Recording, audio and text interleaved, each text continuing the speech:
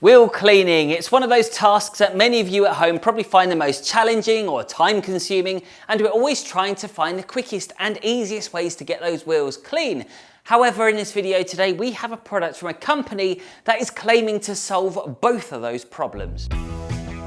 So this is wheel foam, and yes, technically you could call it a snow foam, and yes, you could call it a wheel cleaner at the same time. But it's not to be confused with a wheel shampoo. So what is it? Well, it's a highly clingy alkaline foam that has the capabilities of dwelling up to 4 times longer than its main rivals. So if you have stubborn dirt on the wheels and they're slightly sensitive to harsh wheel cleaners like gloss or matte black finishes, then this can gently break down the dirt. But because it has longer dwell times, you get more time to brush the wheels without it drying, so there's less need to reapply. So you can actually use this as a standalone wheel cleaner, or better still, if you wanted to go one step further, you can also layer it up on top of some wheel cleaners or fallout removers, meaning you'll get a longer dwell time and a better performance. And you can also use it on the wheel arches too. So before we go outside there and put this to the test, I just wanted to reel off a couple of things off the bottle so you've got a better understanding as to what we're really dealing with here. So it says Yum Wheel Foam is our latest innovation within the wheel cleaning regime. Wheel foam has been engineered from the ground up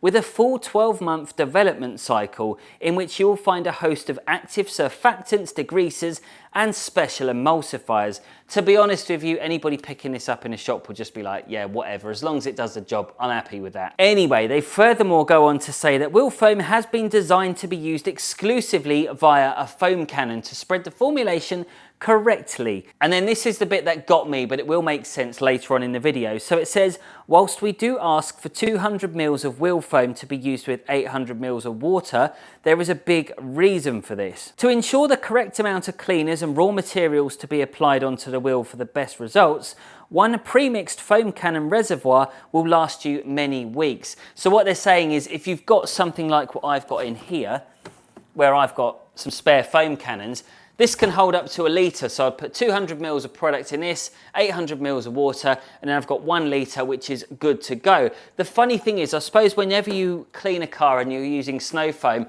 I'm very guilty of this. Whenever I foam a car, I tend to think, okay, if I've got a little bit left over, I'm just going to foam the wheels and do a little bit more, and then I've literally run the cannon completely dry. With this, they're really encouraging you not to do that. So I can sympathise with those of you who probably seem a little bit apprehensive about this product to think, are you really going to get that many uses out of it? But what we are going to do right now is go outside and find out just how many times we can cover each wheel, because by doing that we're actually going to be able to give you an accurate cost per wash breakdown. And in fact, if this turns out to be cheaper than using a wheel cleaner, then I will be shocked. Oh, and just one more thing to mention, we have, dare I say it, the hottest day ever outside.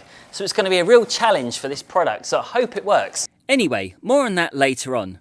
Now it's time to try it out on wheels with ceramic brakes, because this is something that Yum Cars say is totally safe. However, when I ask any other professional detailer, they always say the same thing. Don't use anything else other than shampoo for the wheels if they have ceramic brakes. And nobody's ever really said why. So I wanted some answers. So I did what any normal human being would do. I went on ChatGPT. Basically, it goes on to say using harsh wheel cleaners on carbon ceramic brakes can be problematic. These brakes are sensitive to chemicals which can damage the material and reduce performance. Anyway, so being the stubborn person that I am, I continued to have an argument with AI until I got the answers I was looking for. Now, I didn't get everything I needed, but what I did get was something which left me scratching my head, because they did a quick comparison between our normal cast iron disc brakes and your carbon ceramics. And they're saying carbon ceramics can be 1,000,000 times more durable compared to the brakes that we all have on our vehicles.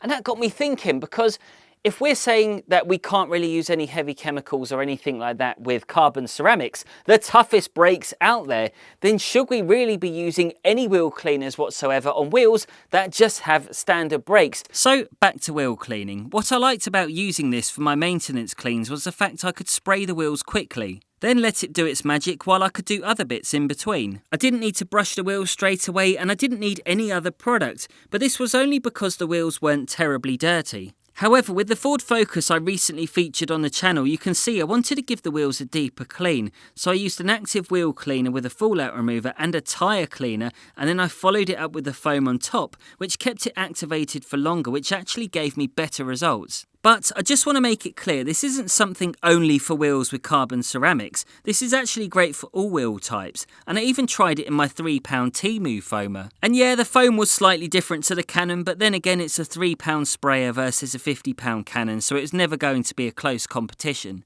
Still, I will say this, the foam did hold up for a lot longer than any typical snow foam with less runoff. I do like this, it's quite a cool feature, putting a little cap on. Stop it leaking. It also stops me getting into it.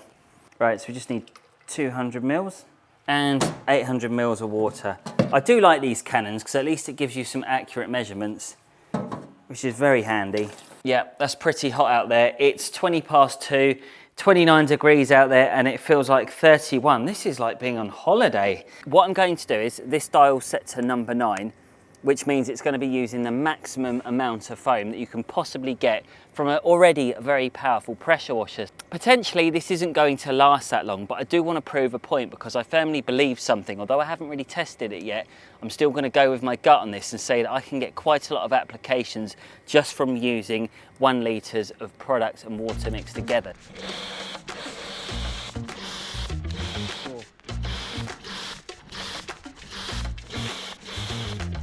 What you are witnessing here is me spraying pretty quickly to compensate for the foam guzzling pressure washer, but I still managed to cover the entire wheels with each spray. And after seeing how this one went, I will make some additional content because I'm sure many of you will want to see this test in real time. And it gets better because at the end of the video I break down some facts that could change the way you work as a detailing business, and it gets pretty interesting.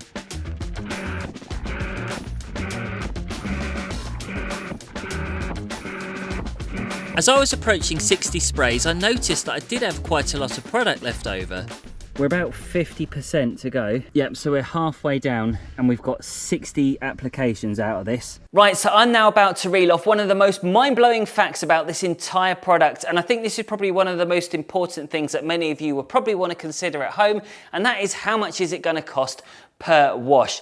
Wait till you see these figures that I'm about to break down because it is mind-blowing. So, for one of these 500ml bottles, you were looking at £11. Now, I used 200 mils in this foam cannon and I filled it up with 800 mils of water to give me 1 litre, okay? Stick with me on this. So 200 mils is going to set you back £4.40. Now, I got 60 wheels out of using half of this. So let's go with the fact that we're going to be using it for 120 wheels per foam cannon based on the cannon that I have.